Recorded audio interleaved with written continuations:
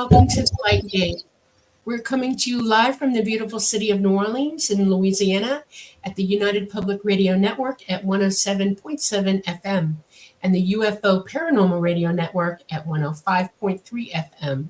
We're on Roku, Facebook, YouTube, and many other different platforms.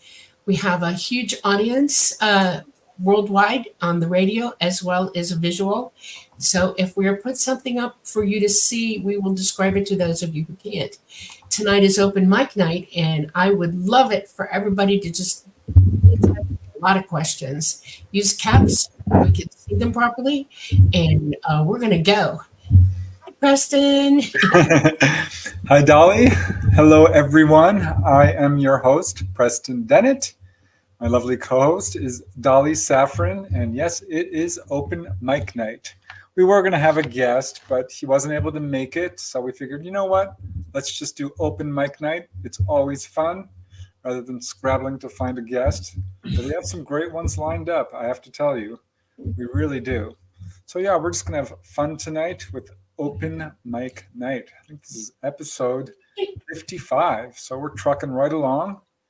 And before I get to the actual show, you know how much I love to say hi to you all, because again, it's because of you we're doing this show. We're having so much fun.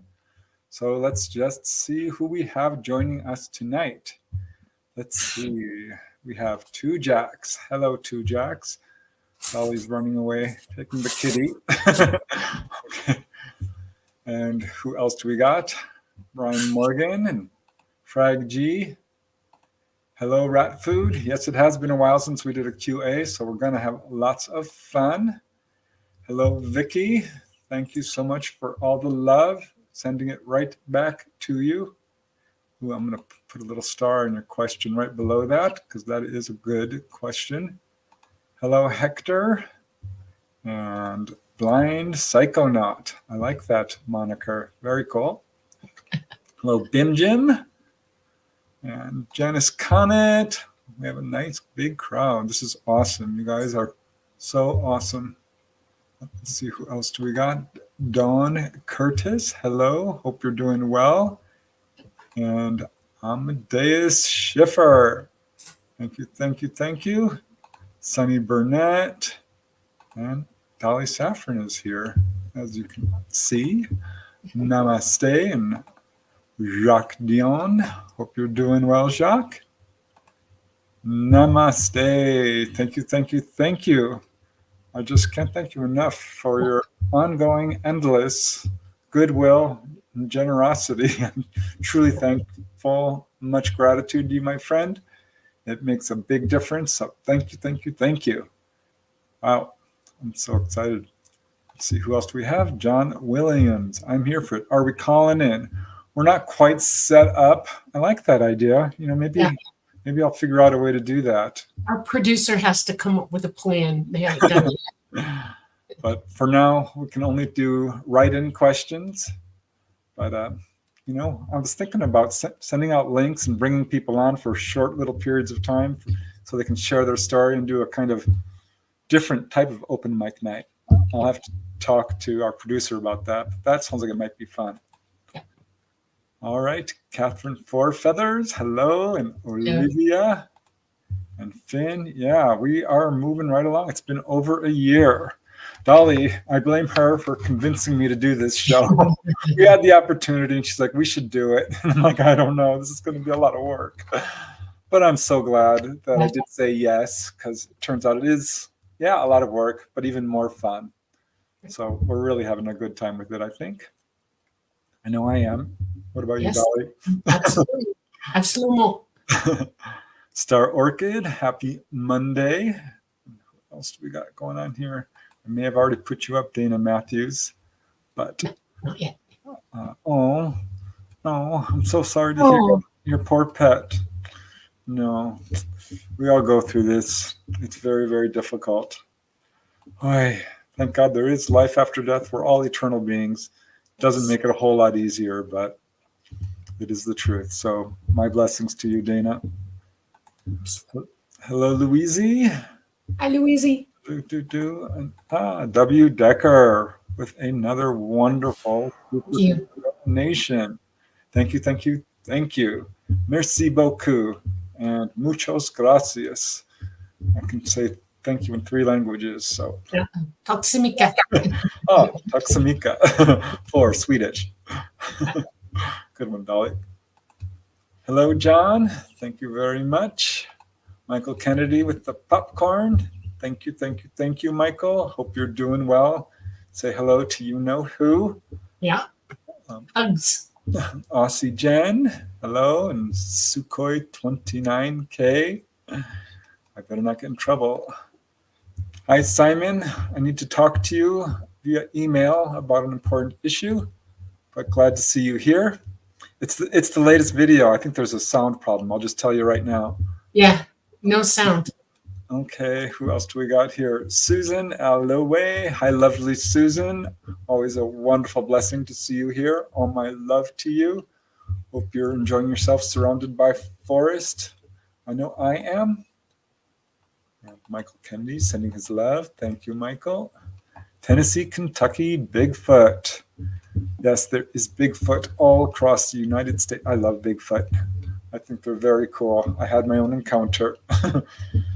So thank you, Tennessee, Kentucky Bigfoot, for joining us, and Derek Mulligan, and Janice Connett, and Audrey Miller. Oh my goodness, I'm going to get in trouble, Dolly. Just a few more.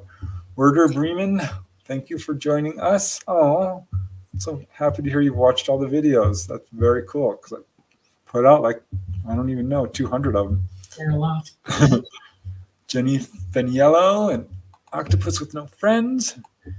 And Kayleen Winmither White says hi from Australia. Hello, mate. And a huge happy birthday to Octopus with No Friends. Oh, happy birthday. Congratulations on another solar revolution. Very cool.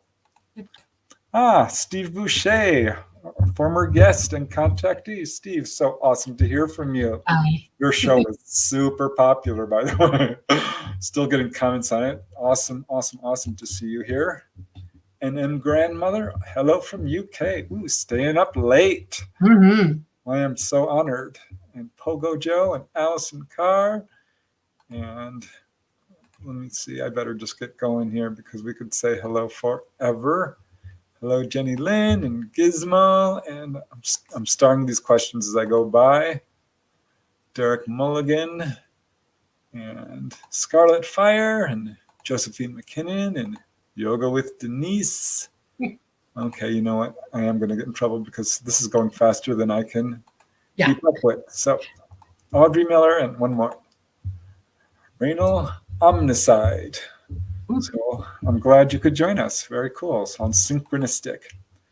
All right. So yes, we are doing an open mic night. So let me just tell you a little bit about our guests. One is me. And of course, you guys are our guests for real. But yeah, Let me tell you a little bit quickly about myself. I got involved in this field at age 21.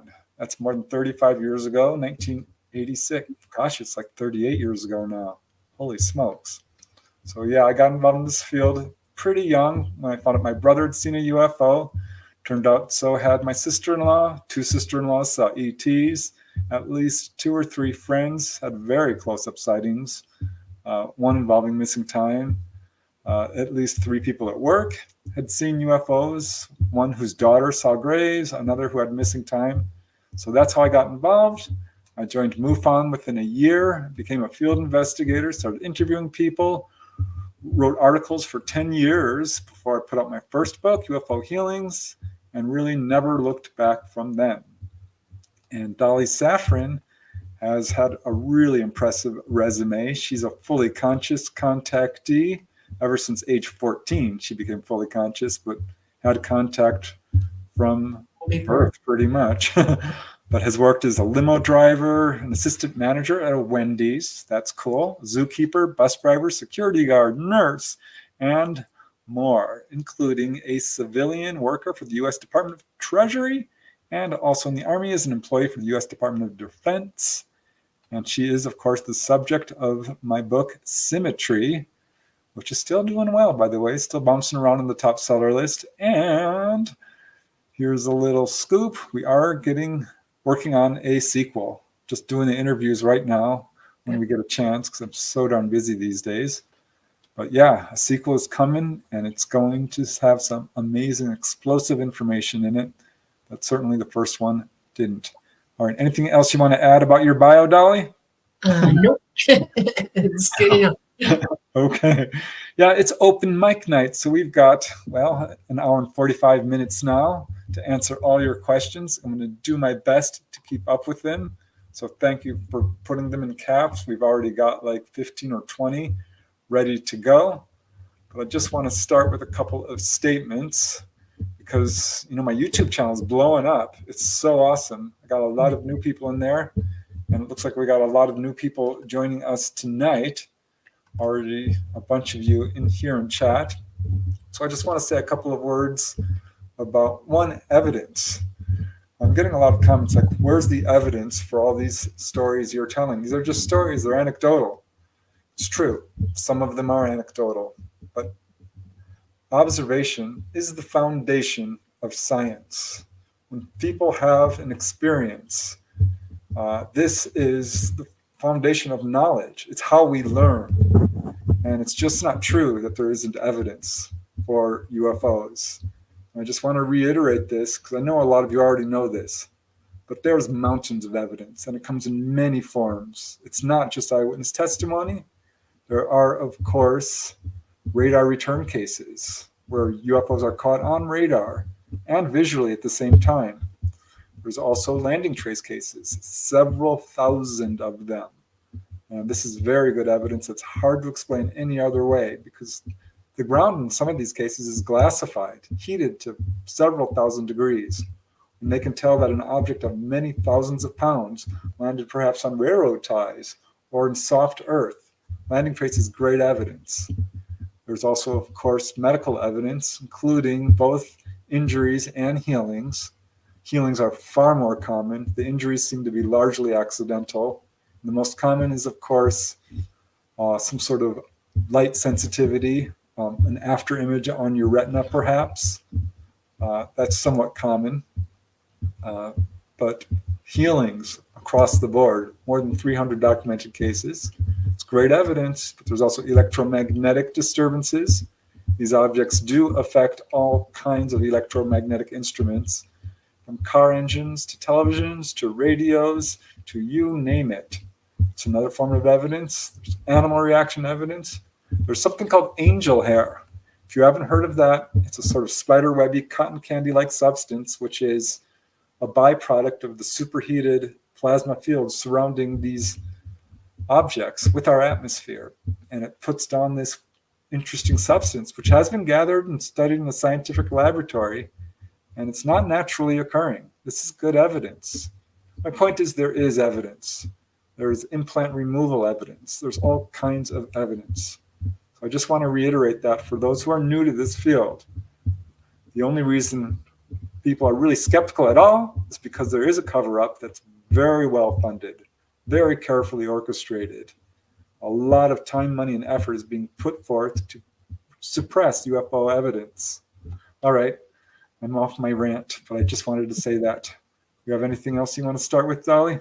I just want to go over the fact that the last week, Earth has been experiencing multiple CMEs, solar winds. The aurora borealis have gone all the way down to Florida, Miami, as well as northern Florida. They've been potent in that our magnetosphere is not operating as it should, and they're not that high on the KP scale. KP 6, 7, 8 are not high enough to have a kill shot event. But now our magnetosphere is way down, and we are starting to experience the beginnings of what could become a kill shot. And our sun is not done. We are now in major solar maximum. We're in the middle of the electromagnetic current sheet sluicing through us right now. And everybody needs to buckle up because the weather, everything, you need to keep your eyes on what's going on and listen for information because it can affect all your systems, your electricity. It could cause fires in the wires in your house or in your yard. It can do all kinds of things. And these are things that ET has warned about, and so have I. And you need to pay attention now. It's important. And that's it. We'll go from there. How's that? Okay. All right. Well, then let's get started. And yeah, guys, please feel free to ask us anything. I would ask that we not get political. I would ask also that people be very kind in chat, because if it gets mean or nasty, we will have to boot you out, because this is a safe place for people to share their stories. And we certainly want to entertain different points of view, but everyone just needs to be respectful. So thank you very much for honoring that. And Let's again, go. feel free to ask us anything, whether it's about UFOs or ghosts or out-of-body experiences or paranormal or life after death or Bigfoot, because I've honestly studied all of these, and Dolly has experienced far more than most contactees. I mean, I'm not kidding when I say her case is the most extensive that I've ever interviewed. All right, well, let's just get going and let's see what we got here. And the first question comes from Sunny Burnett, and you just mentioned it, Dolly. What does Dolly think of the recent CMEs this week? They have caused a worldwide catastrophe in weather, flooding, electricity, knocking systems down. I've seen whole areas go out with no Wi-Fi, no internet, cable, stuff like that. I personally know several people who had fires in their yards from wires in their yards. One of them almost burned down a house. It is disrupting all forms of communication and different applications, for companies and businesses. They've experienced a lot of static from this.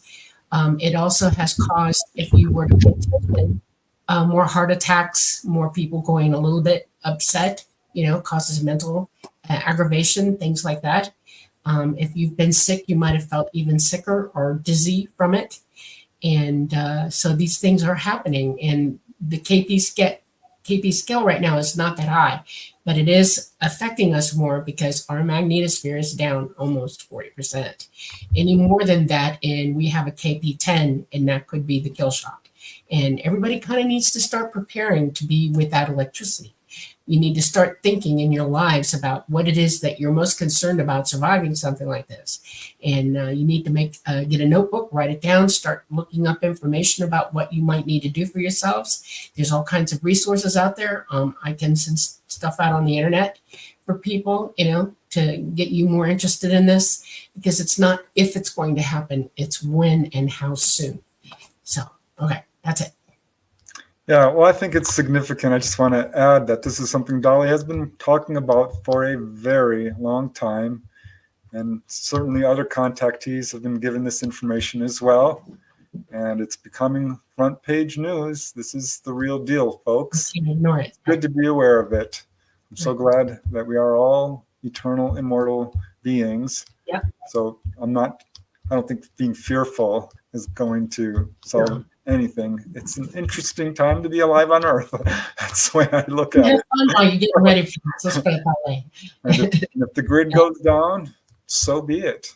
It'll be an interesting thing, something we can tell our family about. If we go to the other side, we'll still talk about it. Yeah. All right. So let's move on to the next question. Okay. Hide current comment, and this next one is from Dawn Curtis, who has a question for Preston or Dolly. Do you have any suggestions for us for the near future on how to prepare for coming events on Earth? You want me to go first? Yeah, you go first, because you know a lot too. All right. I mean, first of all, leave fear behind. Don't worry. Prepare to the extent you can. I find it super interesting that contactees are often getting this message, whether it's fully consciously or subconsciously, but they're moving off grid in droves. Off grid has become a thing. That is something you can do if you have the resources. But certainly you can collect water and food enough for at least a couple of months. The more, the better. Rice and beans are relatively cheap, and you'll be thankful if you have them, because we all know what it's like to find the grocery store shelves empty. So yeah, collect food, water, network with the people in your neighborhood, and just be ready. Be aware of what's going on around you so that it doesn't take you by surprise. That would be my suggestion. Right. Just pay attention to the things you would need. Think about what it would be like to be off grid totally, have no backup, anything. And very first thing is water. The second is food, absolutely food. And there's all kinds of food that you can collect that's non-perishable and will last for a long time. And there are companies like For Patriots. You can call them up and you can order survival food from them. If you're on medications, start stockpiling your medications. Stockpile everyday things like aspirin or Tylenol, vitamin C, vitamins, things like that, cough syrups, things that you might, bandages, that kind of thing. Make sure that your bedding is good for transport if you have to move out of your house quickly because it might catch fire. If you have tents, collect some tents. Get ready to live outdoors because that could happen to you. Make sure that you do talk to your neighbors. Have meetings with them. Y'all sit down and discuss what you might do to help one another. Safety and health in numbers and survival is a very good thing. People who prep are in numbers. They go into communities of each other. Look for a prepping group. Contact them. Talk to them about what you might need to do. These are all good things for you to think about. Practice 1 day a week, and the weekends maybe, living off grid. Turn all the power off. Get your outdoor grilling stuff together. Figure out what you would need to just survive for a whole 24 hours with no help. And practice. Get good at it. Build yourself an outhouse, things like that. If you have a well, how can you protect the well? If the grid goes down, you need power to run that well. You might want to get the old timey cranky thing, there's all kinds of things to do. Yeah. If you have a big enough yard, put a pool in it and fill it full of water. There's a water source for you right there. There's a billion things you can do. And there are books out on the internet that you can order, even from Amazon, that'll help you with this. It's very important to know.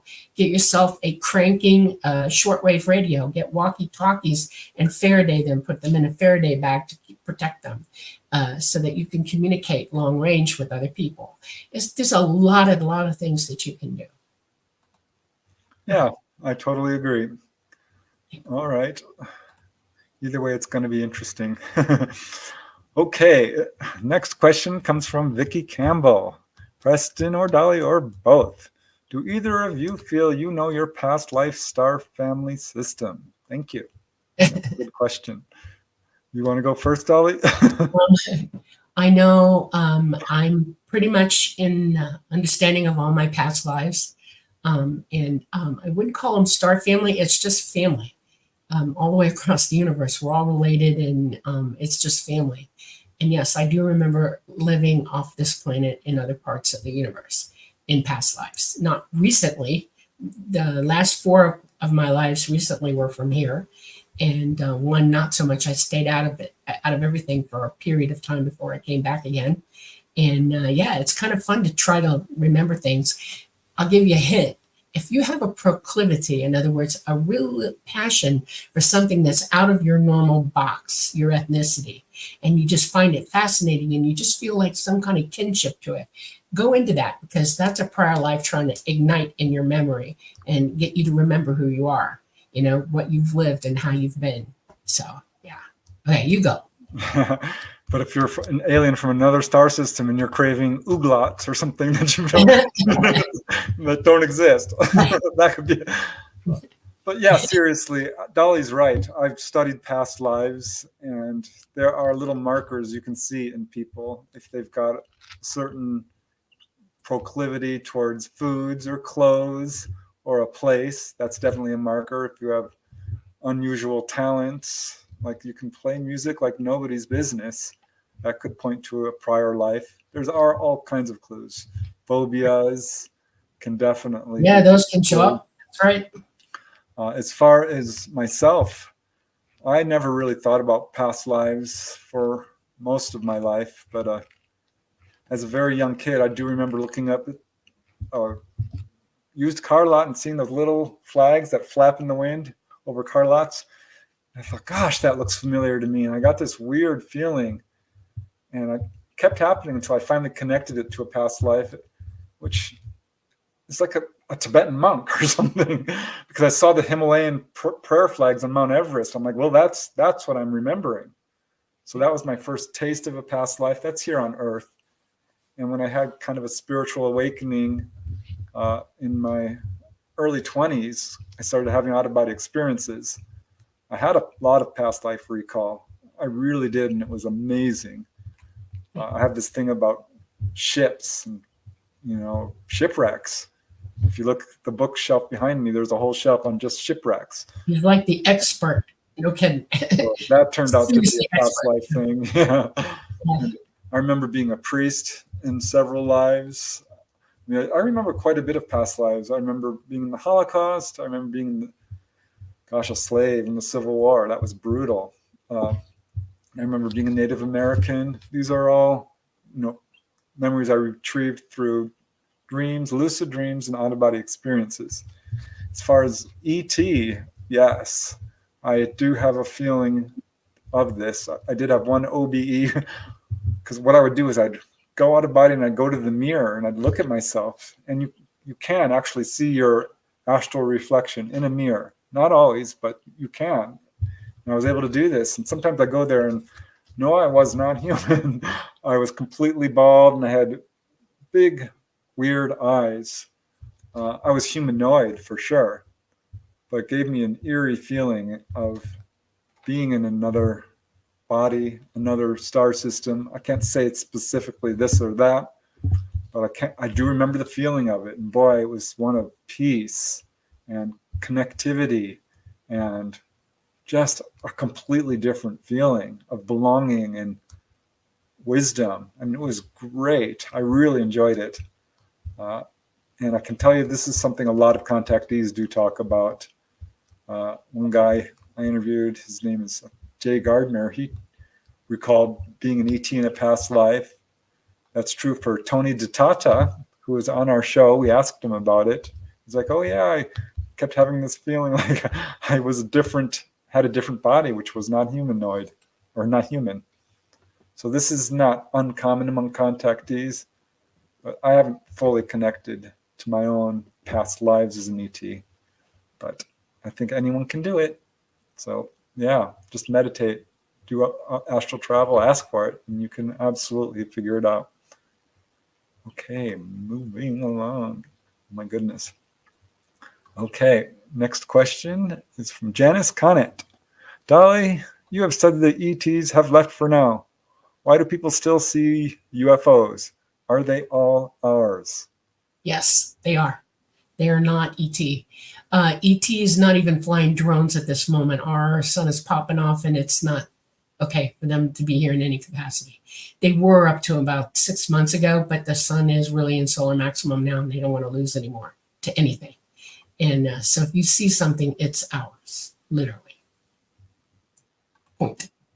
That's it. All right. But some could be ET because, some are ET drones, right? I mean, yeah, but not right now. The sun is in maximum right now. The last 3 months we passed a point of no return 3 months ago. And they're no longer flying anywhere near us for any reason whatsoever. They're not going to take the chance of losing something, have it go wrong. Nothing. They're not here. Our magnetosphere is no good. If they came in and the sun did what it's done for the last week, it would have put them right on the ground. So no, they're not here. Period. And it won't happen again now until that stops. So. Yeah, and the fact is, if you look into the whistleblower reports, we do have reverse engineered ET technology. And I'm looking at many of the contactee reports of people who think they may have seen UFOs and ETs. I'm going to put out an episode in the future. Yeah, I want you to understand. Clearly, yeah, humans flying this technology. Right. SpaceX just put 38 more satellites up from Camp Edwards in California about 5 days ago, just before the first of the solar flares started hitting. And it was further enough away from the kill zone of it so that they could get them up.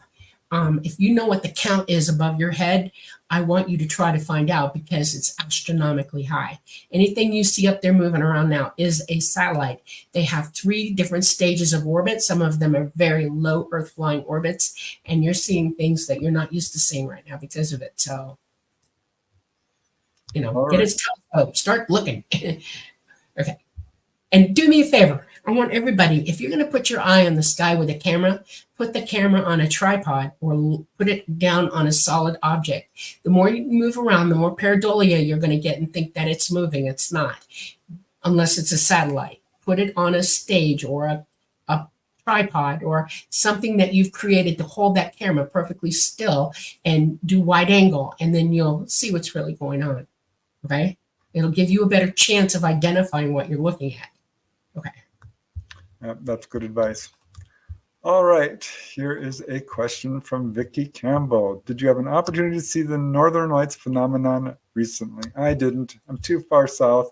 My sister-in-law and brother up in Oregon saw it. We had them in Atlanta. Briefly. We had overcast. That's why we didn't see it. And 3 o'clock in the morning, I don't want to be up at 3 o'clock in the morning anyway. I've never seen the Northern Lights, so it's on my bucket list. But They're supposed to be coming. We got bad weather above us right now. We're not going to get to see it. So, well, maybe when the CMEs hit, we'll all get to see it.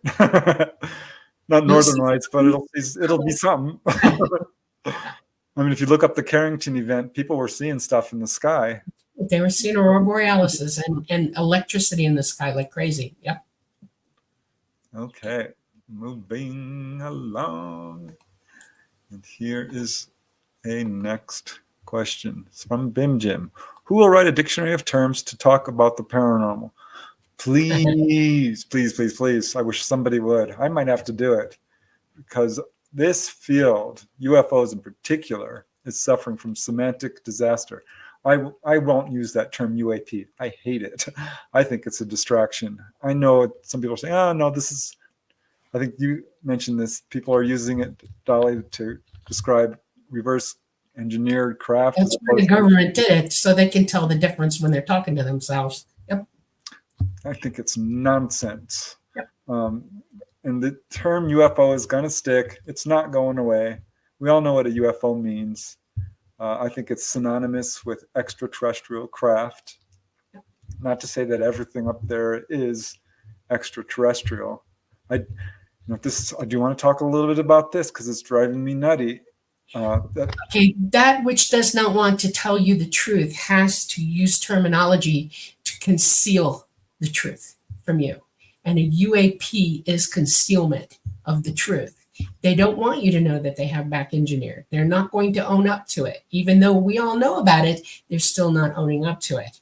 They have lots of secrets, and their terminology has changed greatly. The government doesn't tell you anything. They have people who come out as a whistleblower, but they're not official people. And then the government, every time a whistleblower comes out, the government turns right around behind them and denies and denies and denies. It is a fact. Start paying attention.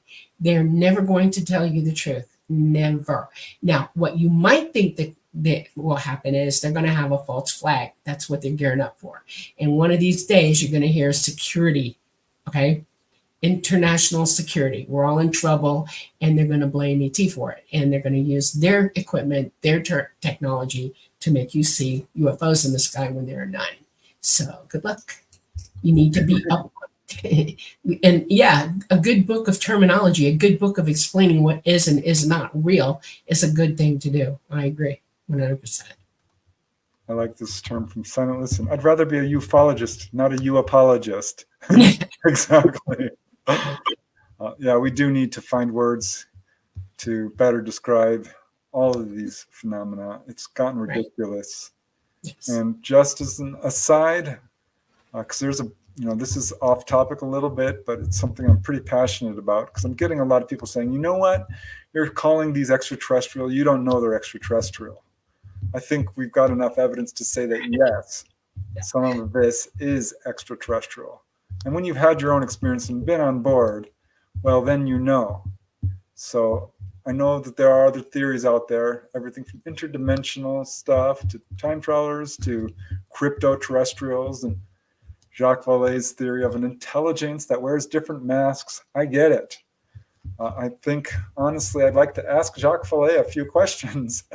Like, where are people when they're being pulled on board and they're not in the room? I'd like to ask him, what about those implants people are having removed from their arms? I'd like to ask him about people who have a fetus removed and go and visit it repeatedly on board these craft as it's growing up. I'd like to ask him about the crash retrieval phenomena and the fact that our government apparently has these craft and ET bodies, which he himself has written about. No, I don't think the phenomena is an intelligence that wears different masks. I think they are people like us. I really do.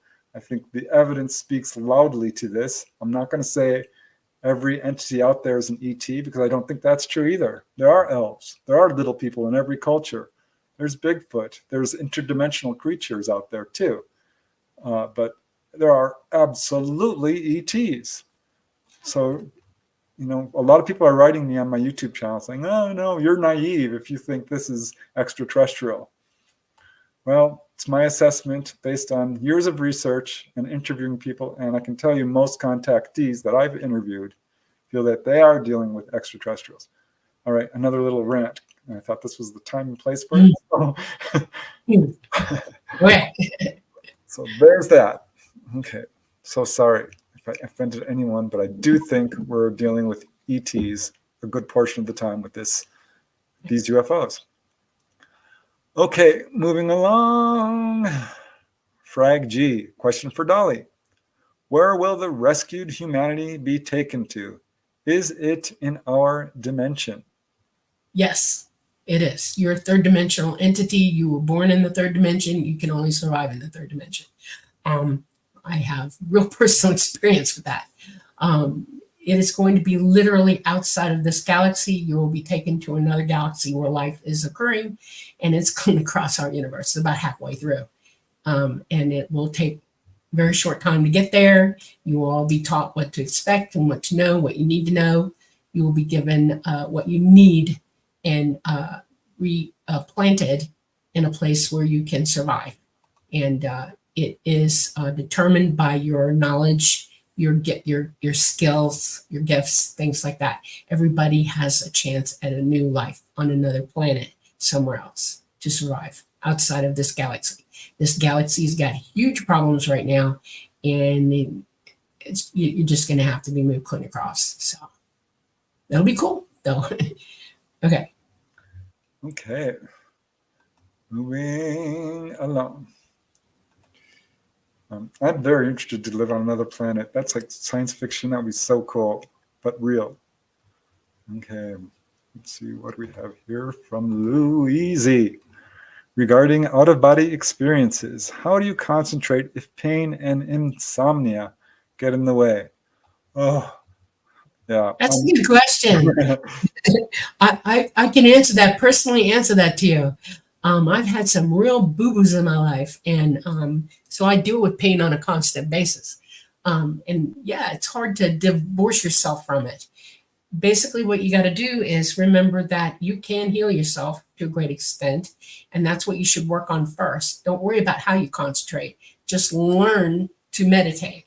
Learn to calm down and relax and let healing begin in you. Eat the right things, clean your body up, things like that. Find a healer to help you. These are the things that you can do. Once you're able to establish that with yourself, then you can move forward and do the next thing. But healing yourself is important, and you're capable of. Okay. Yeah, I mean, I totally feel for you when you're in pain, and we've all had it. You know, I had some lower back problems that literally crippled me. Couldn't get out of bed for 3 days. I mean, I couldn't roll over. So I know pain, and it's very difficult to go out of body when you're in enormous pain. But I will say there's been a number of studies on medication versus meditation and pain reduction. And it turns out meditation is equally effective and much more safe. And you can do it. It's just a process of, relaxing to the degree that you can. Pain has a tendency to keep you locked into your body. And there's been some so-called, quote, enlightened masters and yogis who write about this, who have achieved, so-called enlightenment. And they say that pain is actually a teacher because it allows you to really learn about, something that you cannot learn elsewhere. There is no pain in the higher dimensions. Right. So there's, it's a brutal teacher. I wouldn't wish it on anybody. But yeah, you can overcome it. It's absolutely able to be overcome. And what I found is that you place your attention elsewhere. And this is easier said than done. But when you're in pain, we have a tendency to just focus on like, oh, because you have to. It's reminding you every darn second. But if you, can distract yourself, because this works with pain. If you're watching a sitcom and you're laughing, and you forget about your pain for just a split second. Music, communing with nature, talking to someone, doing ohms, this sort of thing can help move you away from pain. So try to do your best to focus somewhere else, and that can lift you right out. And it's such a blessing when you're like suddenly free of pain. You're like, people have gone out of body from extreme pain. It just got so bad, they lifted right out. This would probably be qualified as a near-death experience in some of these cases, but it is possible to do. Insomnia. There is a book on herbal medicine as well, and you can learn about what medicines you can do that are natural, that don't have the side effects that pharma incorporates into their stuff. And it's not addictive. So check that out. And insomnia is a different beast. This is something a lot of people have. Contactees, it's particularly prominent in the contactee population. Talk to a lot of contactees who say, I really don't sleep. It's 2-3 hours. So when Dolly said that, I'm like, well, this is apparently a thing.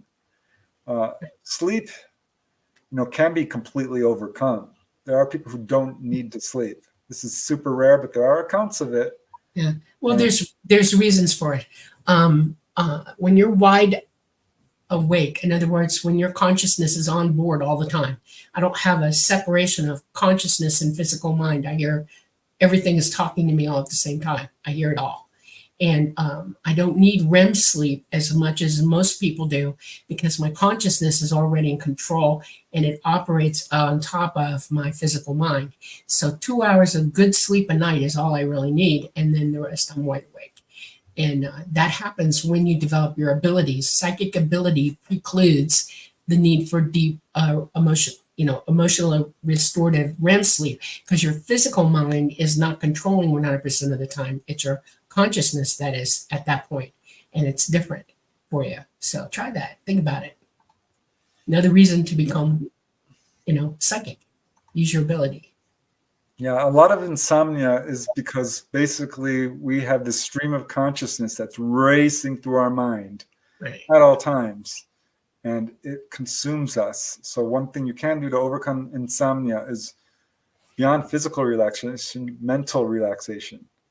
Take that stream of consciousness and divert your attention away from it through like Om meditation, or say the word love, love, love, love, love over and over again, or anything. Focus on colors, use white noise, rain, anything to kind of pull you away from that.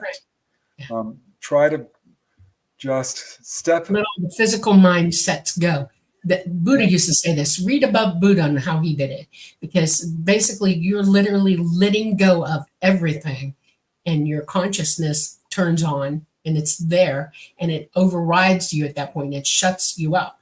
In other words, you stop talking to yourself all the time and you're listening at that point, and that's when the sleep hits. So try it. Yeah, and anyone can do OBEs. There's no special qualifications. Doesn't matter if you're fat or thin or if you eat meat. I mean, it can be done under the influence of alcohol. I've done it. It's not nearly as easy, but absolutely anyone can do this. So it's a natural human ability. I just cannot emphasize that enough. All right. Boy, we're stacking up these questions fast. So let's move along before we have to take our hour break, station break. Okay, Michael Kennedy. Well, this is kind of open-ended, Mike. Can you please talk about what we are headed for in the near future?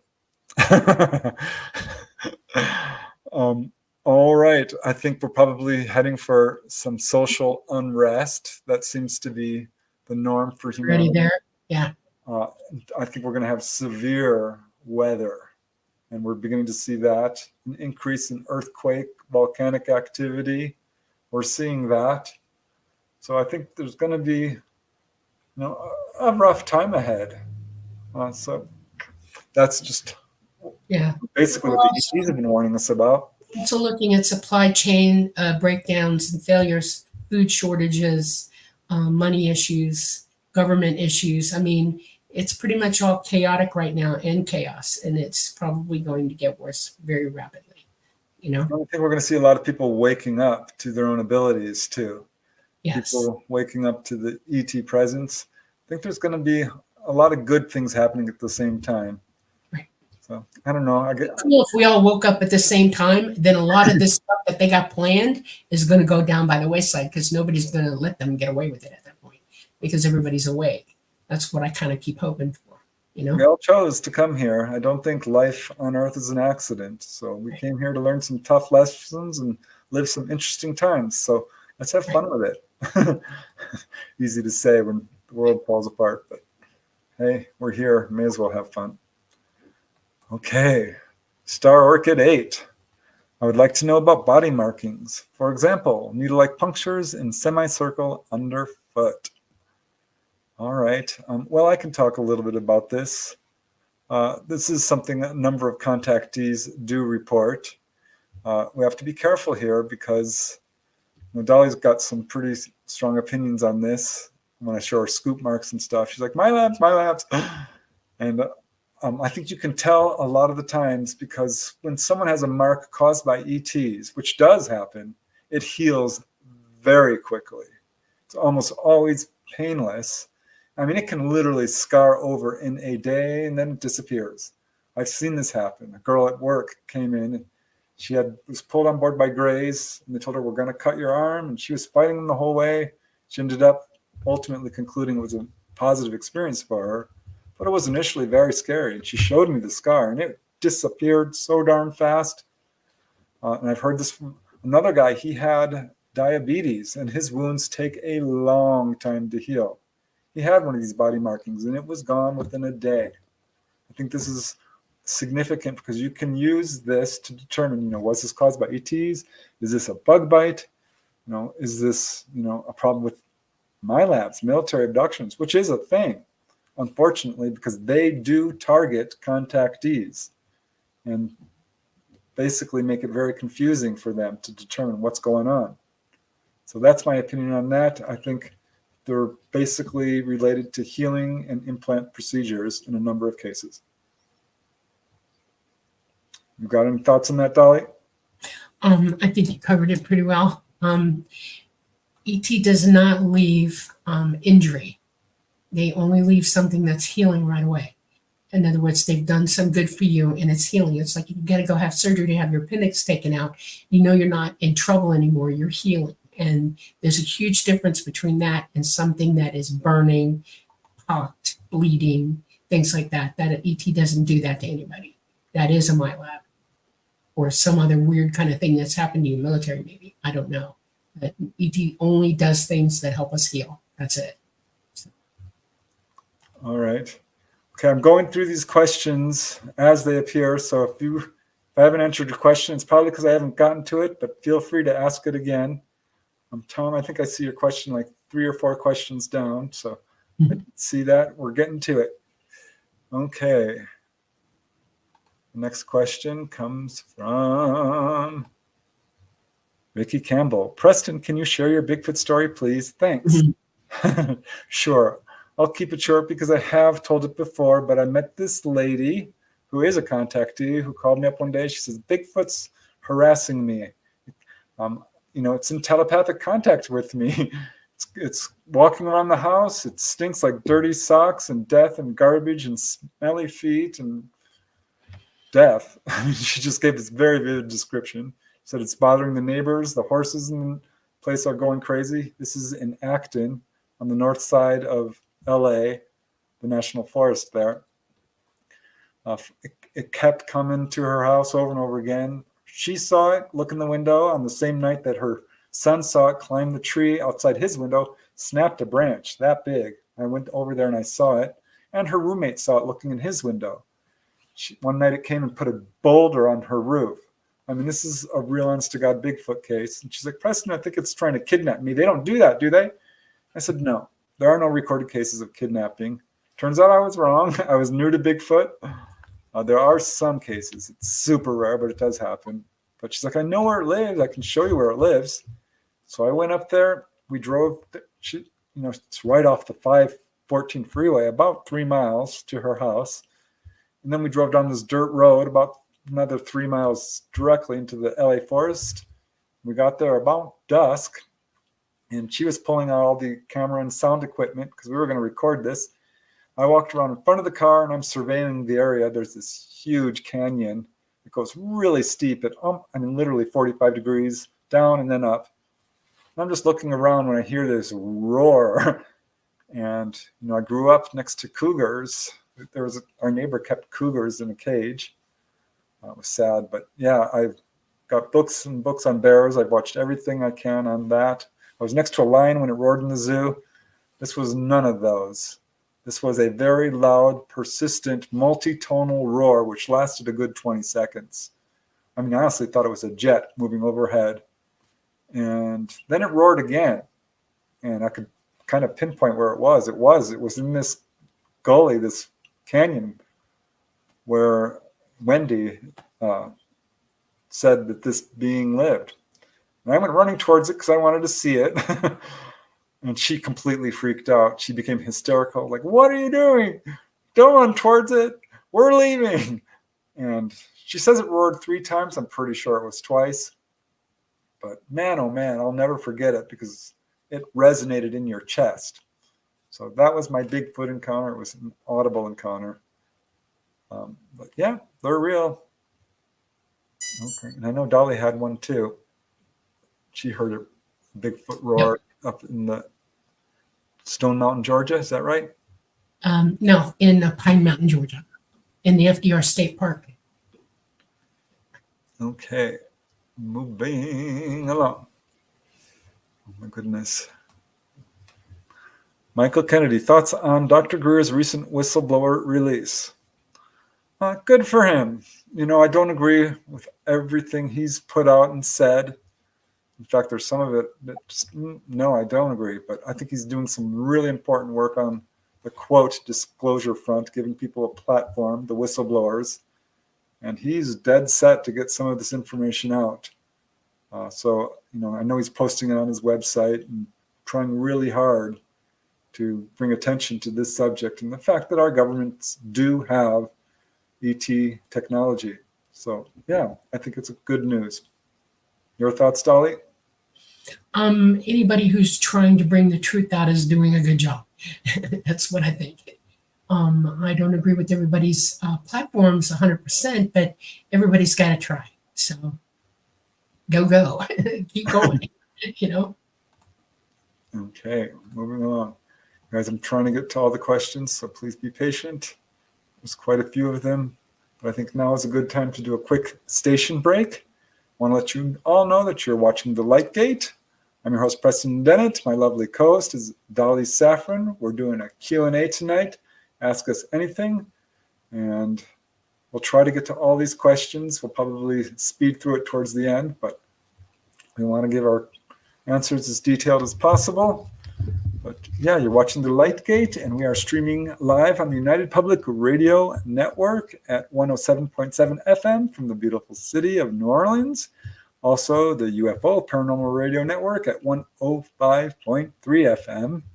And we are on YouTube and Roku and Facebook. So we're doing pretty good. The show is really beginning to take off. So thank you guys for joining us tonight.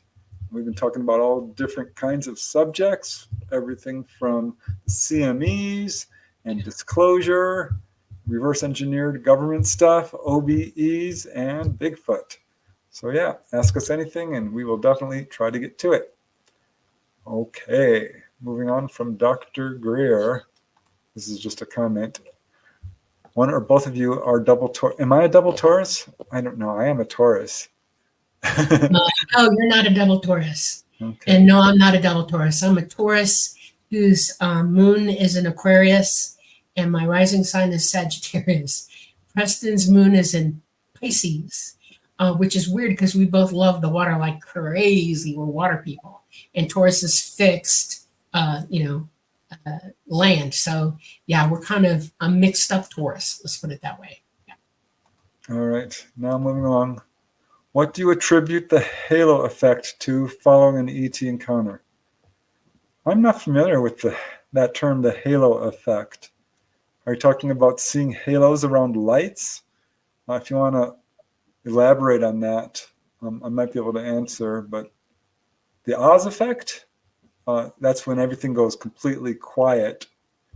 Even traffic might disappear. I'm not sure if that's what you're asking. But yeah, if you want to elaborate on that, Audrey, I will try to answer, but I'm not familiar with that term, the halo effect.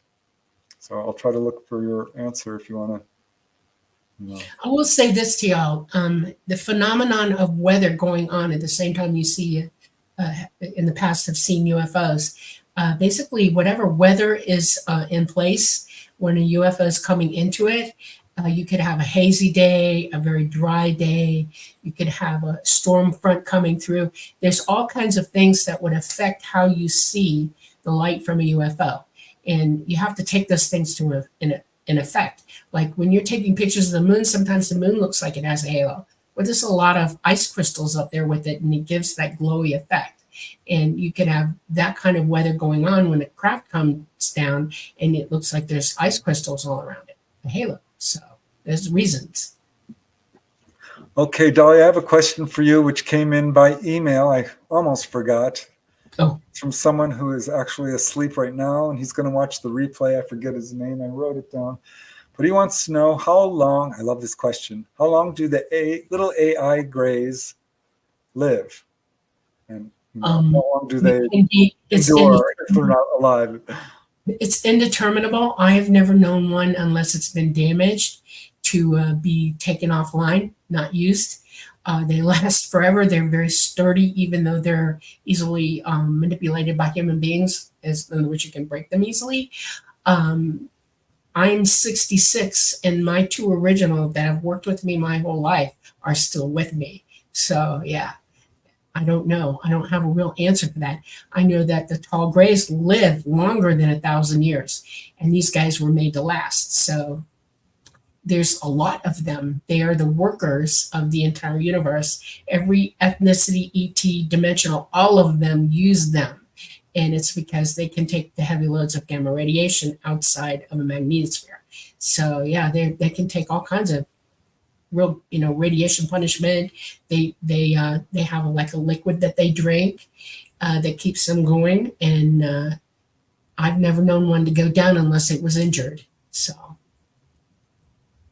Okay, moving along. Okay, Tom, your question is 3 down, so we're almost there. That's the question I'm thinking of. Okay, Maria. Dolly, does your ET family incorporate karma when dealing with humans on Earth? Everybody incorporates karma. It's universal. If you're in the third dimension, you have karma.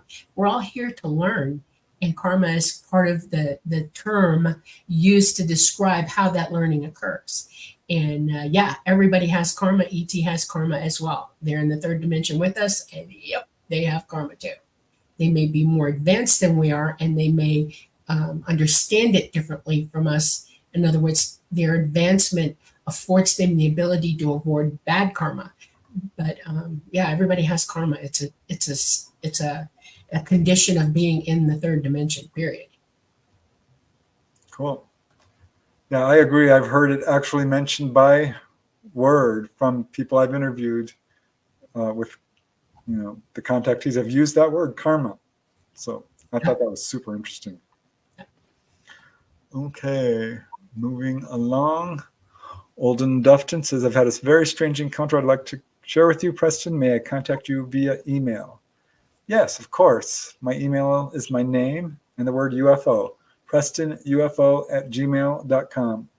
But please be patient with me. I mean, it's literally going to take me a month I'm trying to, if it's an easy email, I can answer it right away.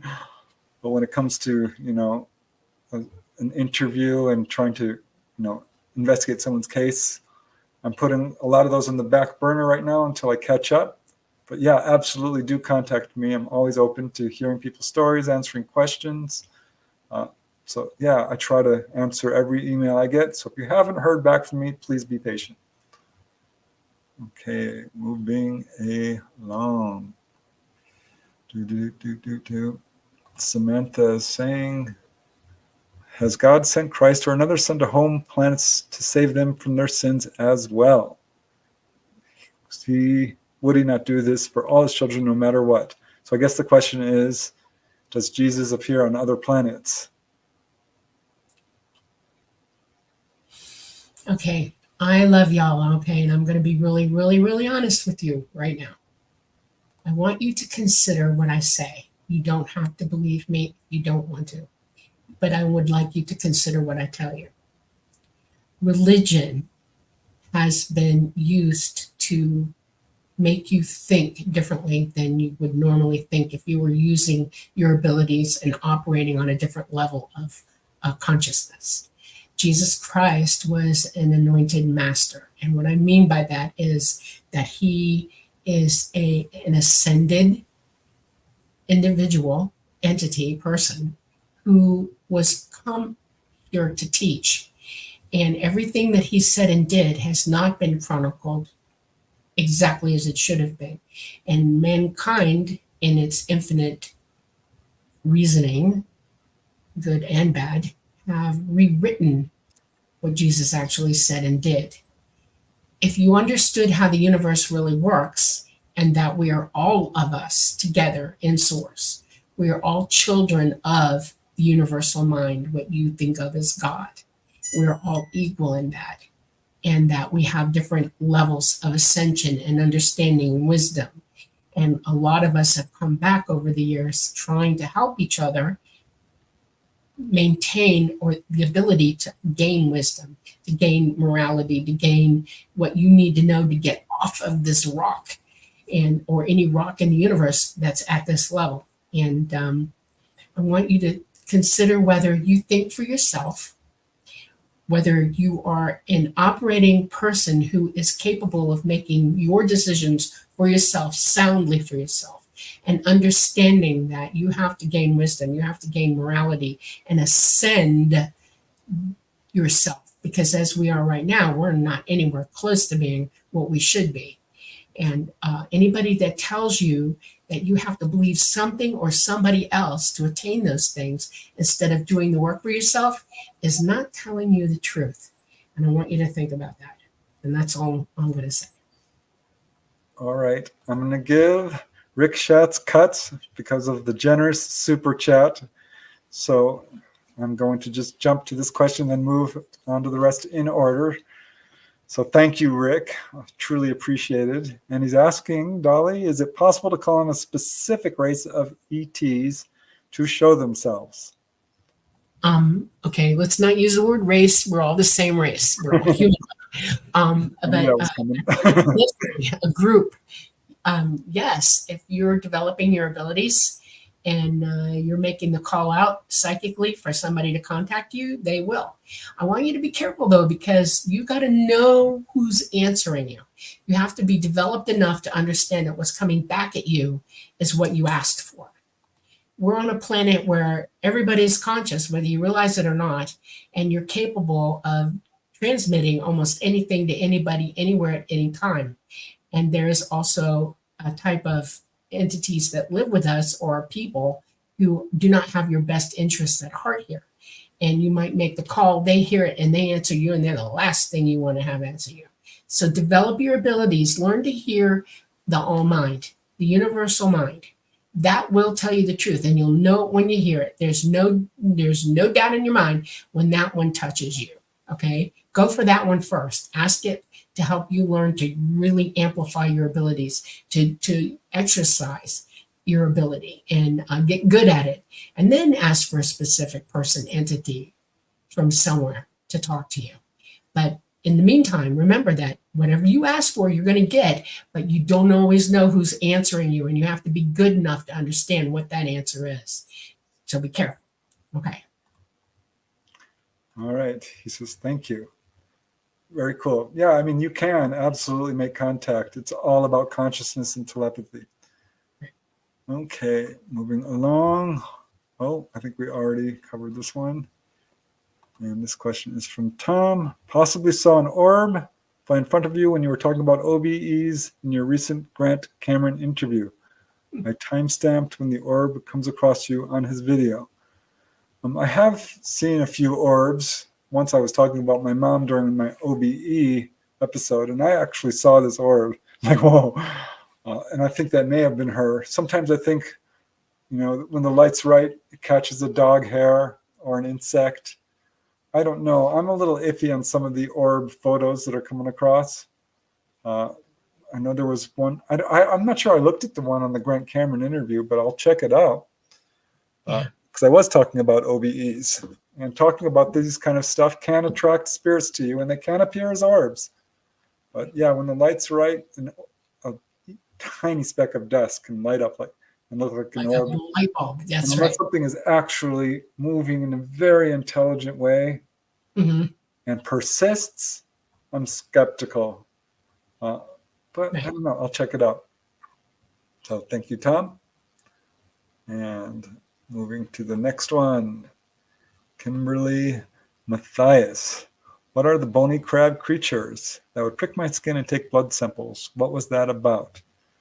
This sounds like a chapter from my book, Extraterrestrial Visitations, called The Bony Crab Monster, which is what a little kid was describing to his mom, which turned out to be grays, because he was basically describing how they came through the wall and how they had very skinny bodies and floated him up out of bed and pulled him into the backyard and pricked his finger. So this was a child's perception of an encounter with grays, if that's what you're talking about, because that's the only time I've ever heard anyone say bony crab monster. So yeah, that's in my book, Extraterrestrial Visitations. The mother was having contact, and turned out her son was too. So, okay. Scarlet Fire. Too bad the skeptics are not willing to read the books and look into the evidence. That's just a comment, but I love it. Thank you, Scarlet Fire. There's nothing more frustrating than trying to speak to a skeptic who hasn't even done any investigation. Right. Honestly, have the guts to look into the evidence. I get it. I was a skeptic. It violates your worldview to accept this subject. It can be painful, literally painful. So I get it, but yeah, if you want to discuss the subject, at least have the, good sense to look into the evidence. Okay, moving along. Is the smell, Audrey Miller is asking, is the smell of fresh cut grass significant during an ET encounter? Have you heard of that, Dolly? Yeah, I know something about this.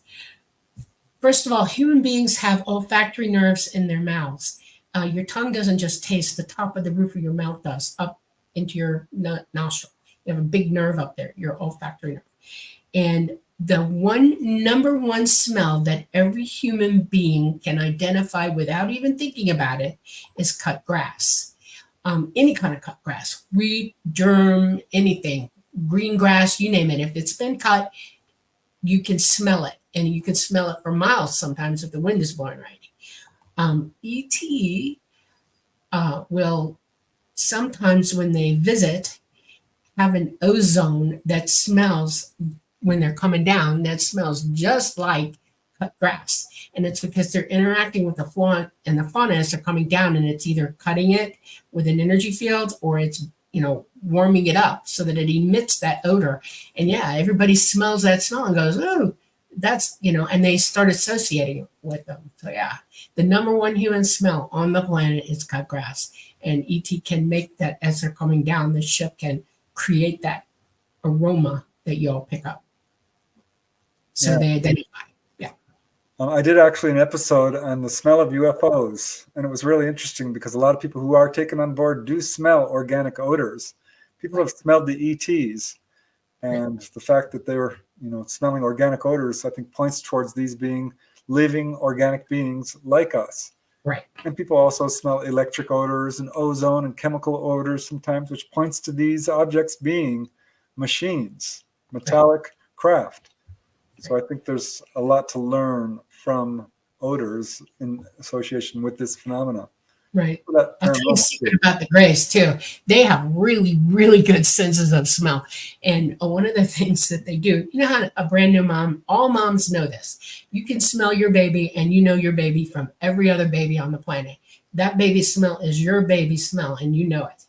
ET has that kind of smelling ability, and they huff one another, and when they greet, they'll put their heads together and inhale.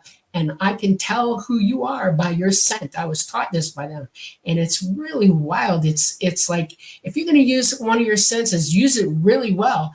They use all of their senses, including their psychic abilities, really, really well. So their sense of touch is way developed, their sight is way developed, their sense of smell, taste, all of it, their psychic ability. It's incredible.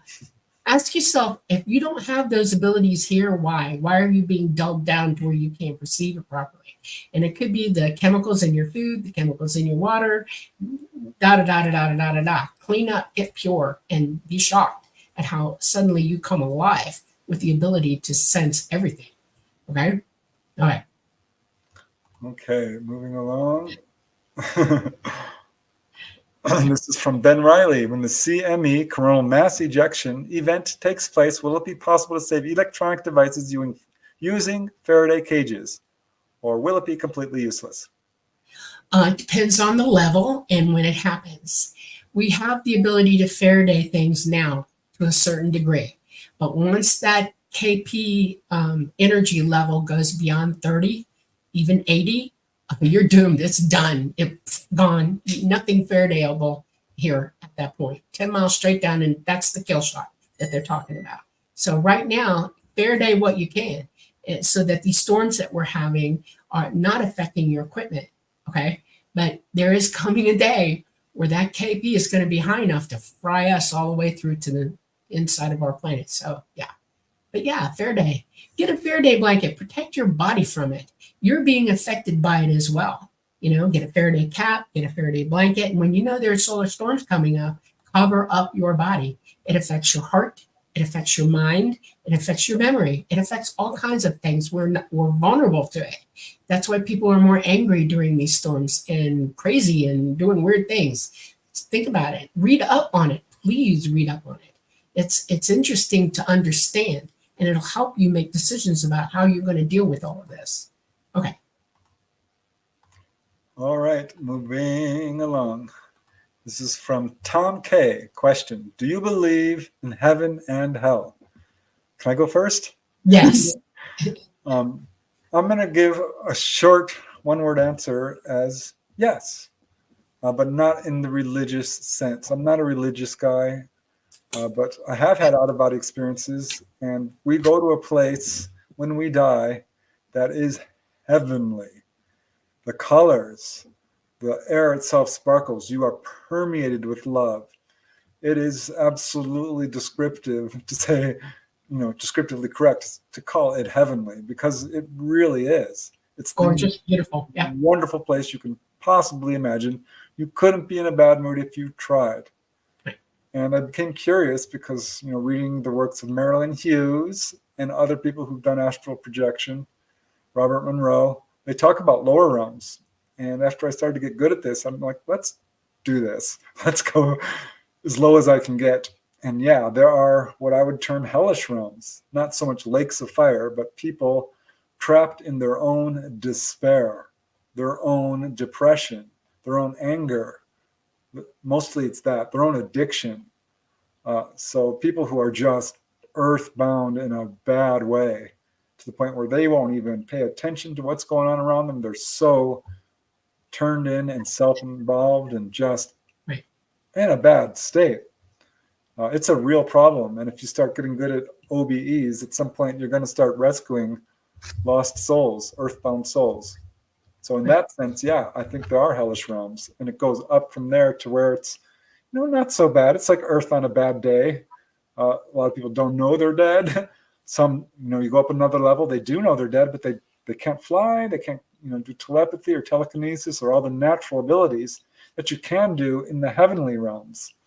So there's levels of awareness that, raise as you go to these higher and higher dimensions. Yeah, and understand that there are those who are already on the other side that do come and help, and everybody's trying to help you, like debrief you through it, get you to understand where you are, what's happening to you, get you to face what you didn't face when you were here. I mean, if you're running around like an idiot here and causing all kinds of problems for everybody, including yourself, you're not going to go straight into the perfectness. You're going to end up somewhere where you're going to get debriefed about it and talked to about it and asked to consider what you did and why and things like that. This is all about learning. This is a process. This is why karma is karma.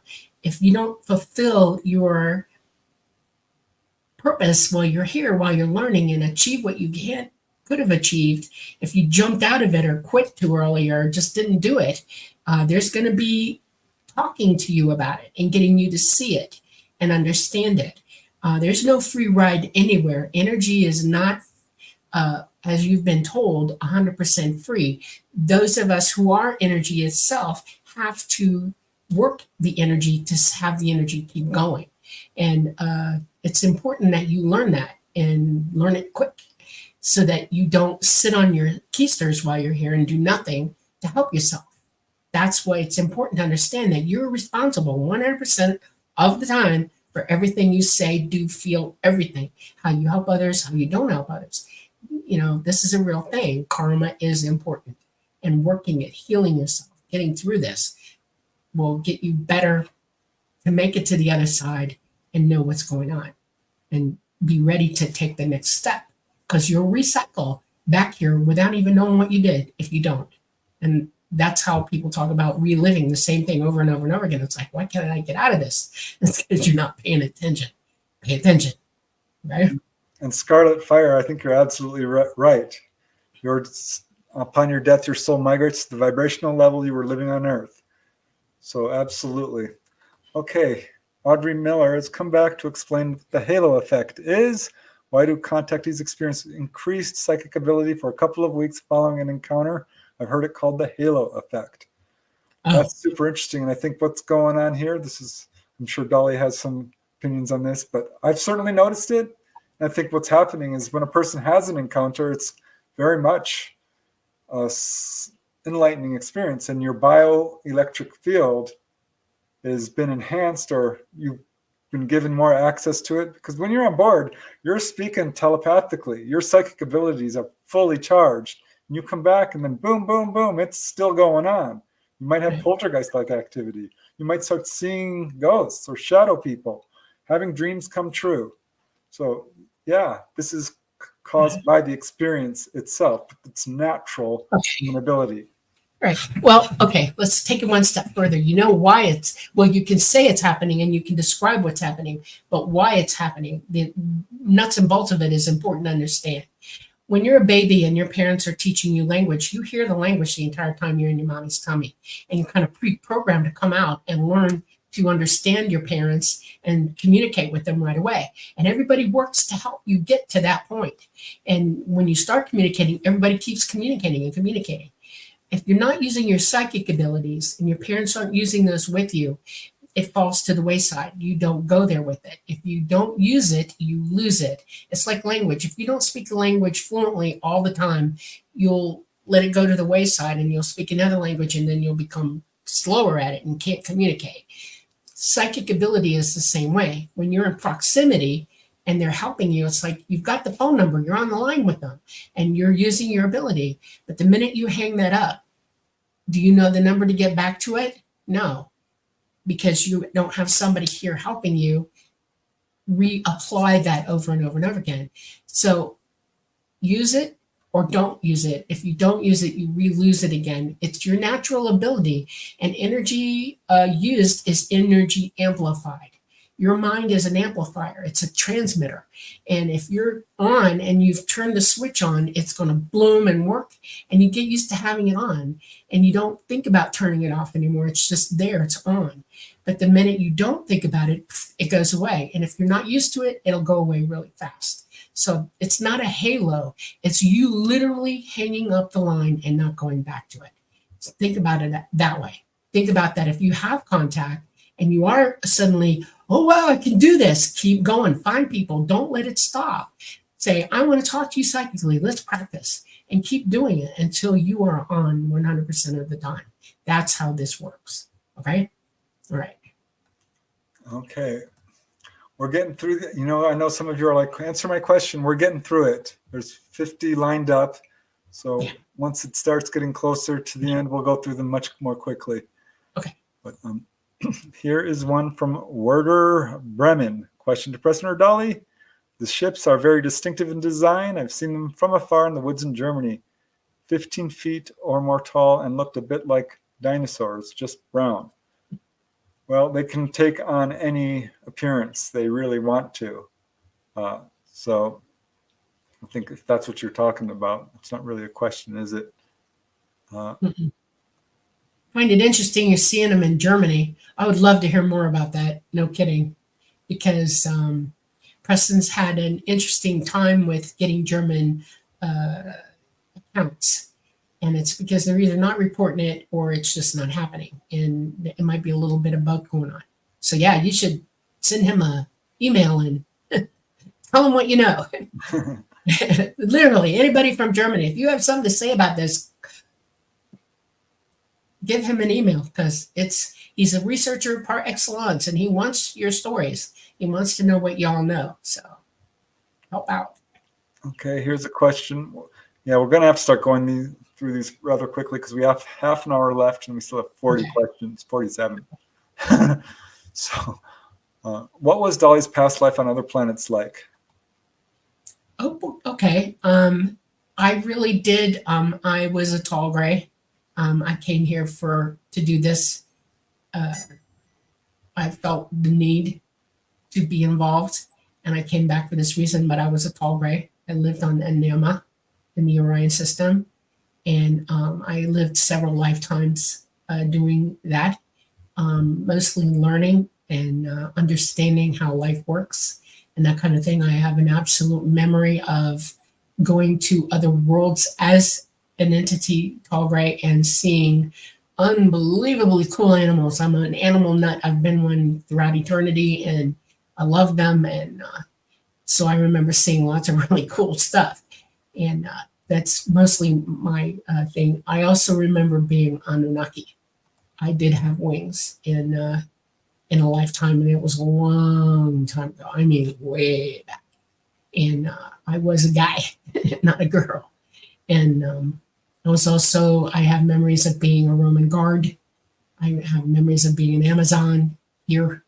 I have memories of being, my last life, I empirically remember everything about it, and I won't talk about it publicly. It would distract people, so I'm not. I remember being in Scotland, Ireland, England, things like that. I remember being all over this place, back and forth throughout time. So, and I have one other memory that is old, and I remember being a dragon. That's why I'm fascinated with dragons. I am fascinated with dragons because I remember being one, but it wasn't here, it was somewhere else. And it was really cool. And I lived a long time. And that was awesome. I have dreams, I have memories of flying and doing crazy stuff. And no, we didn't breathe fire. But yeah, I was a dragon. We ate animals and stuff. So, yep. All right. We're going to have to move quickly through these, Dolly. Yeah, okay. Because some people are like, where's Michael? Are you going to answer my question? Okay. Yeah. The fallen Amish guy. Yes, we're getting to your question. I hope we can get to it in time. This is from Reynal Omnicide. I got a question for either of you. When I was a kid around 12 or 14, I accidentally started doing lucid dreams and then experimented with sleep paralysis twice. Can I learn to astral project or remote view? Yes, 100%. If you did it once, you're absolutely primed to do it. It's a natural human ability. It's as safe as sleeping. It just takes a little effort. For any of you who want to learn how to do it, I've got a little guidebook. Just email me, prestonufo@gmail.com. I've outlined the steps in 2 pages. And if you follow them, I can pretty much guarantee it will work. I've taught people how to do it. If you've lucid dreamed, you can absolutely astral project. All right. What do you think, Dolly? You agree? I agree 100%. Yes. Cool. Okay, moving along. John Williams, question for Preston. I've noticed in one of your videos a few months ago, there's a dog in the background. It was the only time I've seen a dog in all your episodes, so I was surprised. Do you have a dog? Yes, we do. Duchess. I'll call her. Now I've said her name. She's probably going to come running. She's a psychic dog. Not kidding. She'll probably show up right when we're ending the show because I'll call her if not. Remind me, and she will make a little appearance for y'all. Okay, this is a good question from Allison Carr. How long can CMEs last? It just depends on how strong it is, how fast it reaches Earth, if it's Earth facing or not. They generally take 24 to 48 hours to hit. The energy from them excites the Earth right away. There's an initial blast of energy that the Earth reacts to. That's why there are bad storms and lightning and things like that, high winds. And when they do hit, they can knock out anything electronic, metal, stuff like that. So, and it just depends on the size of it. All right. Moving along. Dolly and Preston, have you heard of Anjali? I have. I'm reluctant to comment on other experiencers, but I'll look into it because I honestly can't remember the details. I think I know who you're talking about, but I'm just not sure. But yeah, I will look into it, Natasha. Simon Domville Masters says, I think Werner von Braun was really very avid about the alien false flag thing. Yeah, he told his assistant, Carol Rosen, that this was going to happen, and I think we're seeing it. Yep. So here is a question from Natasha Stone. Dolly, are the solar flares having any positive effect on our bodies, or only negative effects? Zero. None. Nope. All right. Sorry. I guess that's that then. Yep. Taville is asking, do you think you will keep your awakening to your past lives if you have another life, or do you think you will forget it again? Thanks. I think you will remember, because once you start to wake up, this is something that persists from life to life. You keep the level of awareness that you built up. Love and knowledge is really the only thing you carry through from life to life to life. Right. All right. Some ufologists say the reptilians run this world. Could that be true? I don't think the reptilians, I think you can call them that if you want. I think they're heinous, but I'm not sure that I would call them actual reptilians. Any comment, Dolly? No, just kidding. Okay. No, not even going to touch it. Well, Jenny Lynn is asking, what do you guys make of all the videos and recordings of sounds in the sky? Very hard to describe, but I've listened to quite a few, almost like a trumpet or howling coming from the skies. I have heard of some of these. I think some are government projects, honestly. I think some might be the earth itself grinding, Right. in much the way we would see earthquake lights, Right. make a humming kind of noise. Right. But yeah, I think that some of this is our own governments testing out nefarious technologies. I'll be very concerned about it. Yeah. Okay, Samantha Shaw, Preston or Dolly? do you think interdimensional beings are human or ETs in an alternative universe or dimension? Some are, yeah. I mean, ghosts come down and they're human. They're Right. interdimensional beings. So We're all the same energy, okay? We're all literally in this universe, we're all within 12 dimensions, and we're all in source at the same time we're here. And so we're all related that way, okay? If you're a living entity, you are a type of energy that does not change or go away. It doesn't alter or anything. How you present to your life in the third dimension is important, in that you're either human or an animal or grass or something that's alive, biological. Entities who are outside of this dimension, and you gotta, all dimensions, like think of a bubble, think of the earth, and think that the earth has 12 dimensions coming through it from the middle all the way out, or out all the way in. And we're all on top of one another. And the reason you can't see it, you can see dimensionally in the third dimension. You're in the third dimension. You can see 3 different angles or sides. Okay. And you can see the first dimension because it's flat. You can see the second dimension because it's flat and high. Okay. In the third dimension, you have height, depth, and circumference and things like that. People who are in dimensionally outside of this space are extra dimensional. In other words, they see more than we do. They can see us, but we're not wide awake here, so we don't see them. People talk about having guardian angels. I guarantee you that's a fourth dimensional being who lives with you, watches you every day, knows your life, and is trying to help you in the moment that you really need it the most. That's what the dimensional entity is. By the time you get to the fifth dimension, they lose their corporeal hold on physicality. In other words, their energy is sufficient alone to keep them going in the fifth dimension. They don't need a corporeal body to exist. And they are many like that, and they're all the same. Now, there's a fourth dimensional being that looks like an angel, a light being, and they're somewhere between the fourth and fifth dimension. They've evolved to that. You have the ability to evolve up dimensionally. If you leave here and you're not going to do third dimension anymore, you'll probably end up in the fourth, and then the fifth, and then the sixth, and the seventh, all the way out through until you get to meet the online. You can have a conversation with it. Think about that. That's what it means to ascend.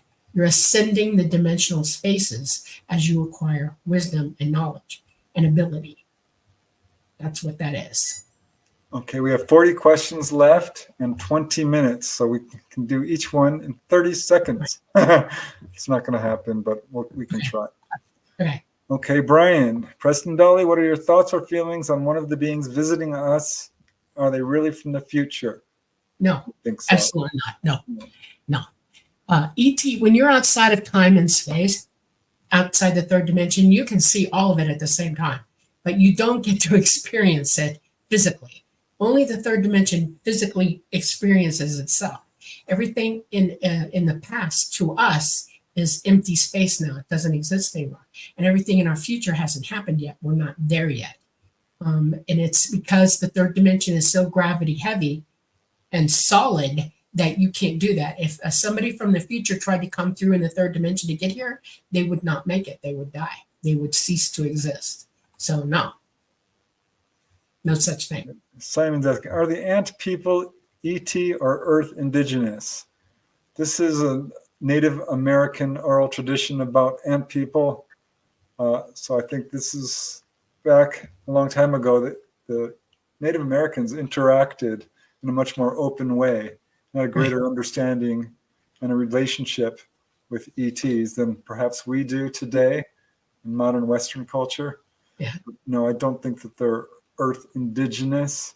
No. I'm not sure any of us really are ultimately, but no, I don't know about that. Okay, Mountain Dan. Preston, have you done a video on UFOs in wartime, like Vietnam, Korea, or World War II?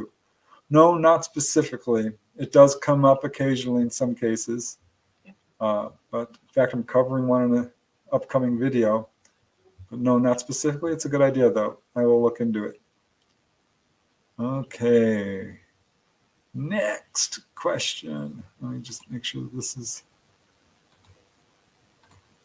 I'm I'm trying to catch up to you guys. I know some of you are like, answer my question. Okay, Blind Psychonaut, it says, I am what you call a natural at lucid dreaming and astral projection. My question is, I still have trouble distinguishing between the two. How do you know what I am doing astral projection? I guess they're essentially the same thing. A lucid dream is an out-of-body experience. The only real difference is when you're lucid dreaming, you are projecting an environment around you. It's a dream, whereas in OBE, you're perceiving an objective environment. But yeah, you can tell the difference by a few things. One, you can basically shout out, all illusion end. And things might start disappearing and you'll see that, oh, this is a lucid dream. Or you can try spinning. That will cause a lucid dream environment to dissolve. Or you can walk through a wall or a window or any solid substance, and that can pull you out of a lucid dream. That's 3 methods that I know work. But yeah, it can be very hard to distinguish. Okay, question. Do you have to believe in Jesus or just be spiritual to go to the next dimension? You don't have to believe in Jesus, and you don't even have to be spiritual. It's going to happen to you upon death, no matter what. You don't have to believe in any of it to have an out-of-body experience. You can go in as a complete skeptic, do the exercises, and lo and behold, it'll happen. Belief can have an effect on what you perceive and how you perceive it and interpret it. But no, anyone can do it. It doesn't matter what you believe. This is a classroom we're in, and you can go between the dimensions astrally, and it's all for you to learn and experience all of it. So okay, we're down to 35 questions. I'm going to do my best. Oh, thank you, Rod Mitsui, for the super chat. Truly appreciate it. thank you. Very, very much appreciated. So thank you, thank you, thank you. Olivia is asking Dolly, will the beings discern who they tell to board their craft, or will those with bad intentions also be welcomed, considering they already know our hearts? And also, can our pets go? Your pets can go. If you have a dog or a cat or a bird or whatever, yeah, take your animal with you. They will be welcome. This is a tricky question because it's up to ET who they pick up. No one with bad intentions is going to go. It's a simple answer. I know. If you're up to no good, trust me, you're not even going to see that they're there. They will blind you to them. You won't be able to see them. Their intention is to get as many people off awake as they can. And if you're ready for this experience, you're ready, and they will know, and they will pick you up, and you'll see them and hear them. So, okay, moving along. Dolly or Preston, have you witnessed any craft lately? I have not. no. Okay. Could you talk about the Arcturians and any experience you may have with them? We love to label ETs as Arcturians or Pleiadians, and I'm not sure how helpful that is, unless they specifically tell you this, but I know Dolly has some pretty strong feelings about Arcturians and Pleiadians and such. I want to tell you a secret, okay? Billy Meyer is the one that coined that term. And he was trying to explain something that a lot of people, native peoples around the world are explaining.